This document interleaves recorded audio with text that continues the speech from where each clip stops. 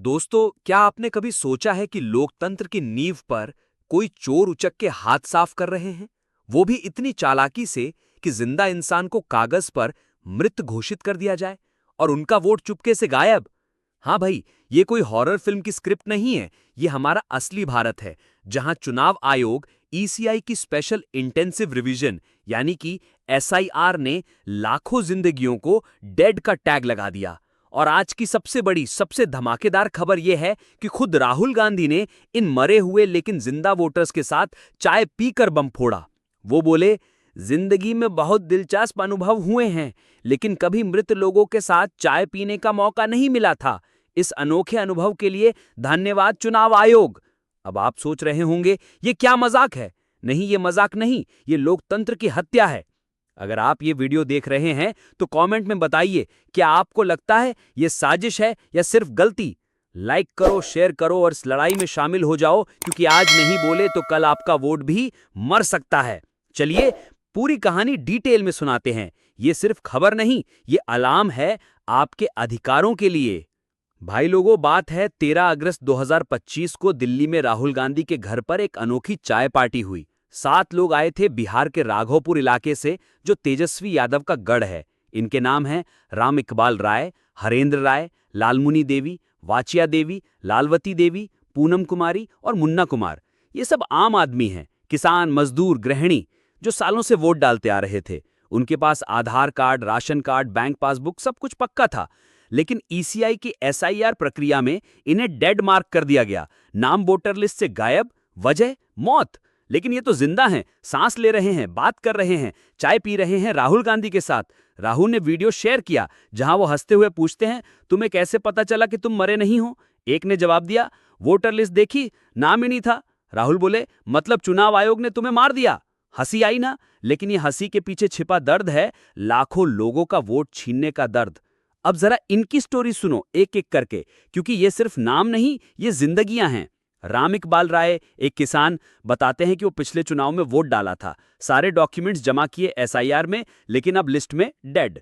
हरेंद्र राय कहते हैं, हम वोट डालने गए तो बूथ पर बोले, तुम तो मर चुके हो। लालमुनी देवी, एक बुजुर्ग महिला, रोते हुए कहती हैं, मैं 85 साल की हूं लेकिन जिंदा हूं, कोर्ट जा रही हूं नाम जुड़वाने के लिए, लेकिन ईसीआई ने कोई नोटिस तक नहीं दिया। वाचिया देवी और लालवती देवी की कहानी भी वैसी ही, घर चलाती हैं, परिवार संभालती हैं, लेकिन वोटर लिस्ट में मृत। पूनम कुमारी, एक युवा लड़की, कहती है, मैं पढ़ी लिखी हूं लेकिन मेरा वोट चला गया। क्यों? क्योंकि शायद हम गरीब हैं, दलित हैं, पिछड़े हैं। और मुन्ना कुमार, एक मजदूर, बोले, ये साजिश है वोट चोरी की। इन सातों को राघौपुर के सिर्फ 2-3 बूथ से चुना गया, लेकिन एक ही पंचायत में 50 से ज्यादा ऐसे केस मिले। सोचिए पूरे बिहार में कितने होंगे। ये एसआईआर क्या बला है? चलिए आसान भाषा में समझाते हैं। ईसीआई ने बिहार में स्पेशल इंटेंसिव रिवीजन शुरू किया, जो विधानसभा चुनाव 2025 से पहले वोटर लिस्ट साफ करने का प्रोग्राम है। इसमें 65 लाख नाम हटाए गए, 22 लाख डेड, 35 लाख माइग्रेटेड यानी दूसरी जगह चले गए, और 7 लाख डुप्लीकेट।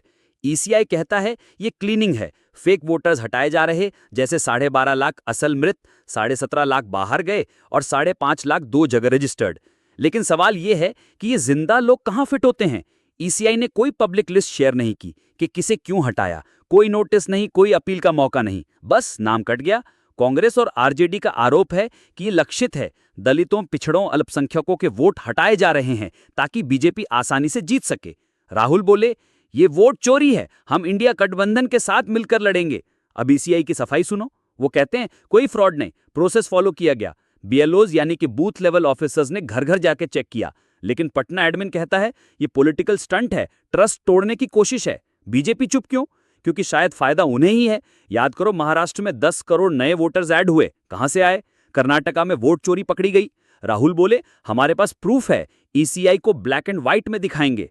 और एक केस तो सुप्रीम कोर्ट पहुंच गया, मिंटू पासवान, जो डेड बताए गए, लेकिन कोर्ट में जिंदा खड़े होकर बोले, मैं हूं। जजों ने ईसीआई से पूछा, ये कैसे? दोस्तों, ये सिर्फ बिहार की कहानी नहीं, ये पूरे देश का सवाल है।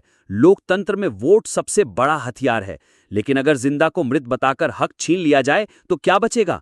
कानून कहता है चुनाव निष्पक्ष हो, हर नागरिक को वोट का अधिकार, लेकिन यहां तो संविधान पर हमला है। कांग्रेस और आरजेडी वोटर राइट्स कैंपेन चला रहे हैं, लाइन लगाकर नाम जुड़वा रहे, कोर्ट जा रहे। राहुल गांधी ने कटाक्ष किया, ईसीआई खेल रहा है, हम रोकेंगे। बीजेपी सरकार की खामोशी क्या कहती है? शायद वो जानते हैं कि ये सफाई नहीं, साजिश है। जनता पूछ रही है, ईसीआई की साख कब सुधरेगी? जब सच सामने आएगा तो क्या होगा? अब थोड़ा गहराई में जाओ। एसआईआर की शुरुआत कब हुई? 2024 में, बिहार विधानसभा चुनाव से पहले। ईसीआई का दावा, वोटर लिस्ट अपडेट करने के लिए, लेकिन विपक्ष कहता है ये बीजेपी की हुकूमत का टूल है। महाराष्ट्र में 1 करोड़ एडिशनल वोटर्स ऐड हुए, कोई जांच नहीं। कर्नाटका में कांग्रेस ने पकड़ा कि फेक नाम ऐड हो रहे हैं। बिहार में 52 लाख मिसिंग वोटर्स का मुद्दा उठा, राहुल बोले ये आइसबर्ग का टिप है। ईसीआई ने फ्लैग किया लेकिन जवाब नहीं दिया। और अब ये चाय पार्टी, ये सिर्फ मजाक नहीं, ये चेतावनी है। अगर आज नहीं रुका तो कल हर राज्य में यही होगा।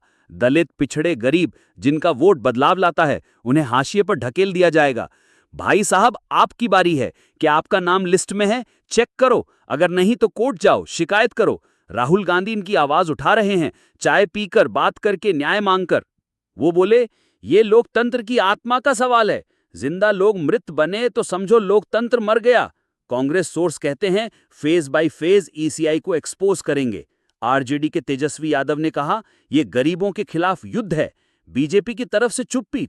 क्यों? क्योंकि शायद वो जानते हैं कि 35 लाख डिफंक्ट वोटर्स में से कई उनके फेक थे। लेकिन अब जनता जाग रही है। अंत में दोस्तों, ये केवल वोटर लिस्ट का मामला नहीं, ये आपकी, मेरी, हम सबकी आजादी का सवाल है। जब जिंदा लोकतंत्र में मृत वोटर बन जाएं, तो लोकतंत्र की आत्मा ही मृत समझो।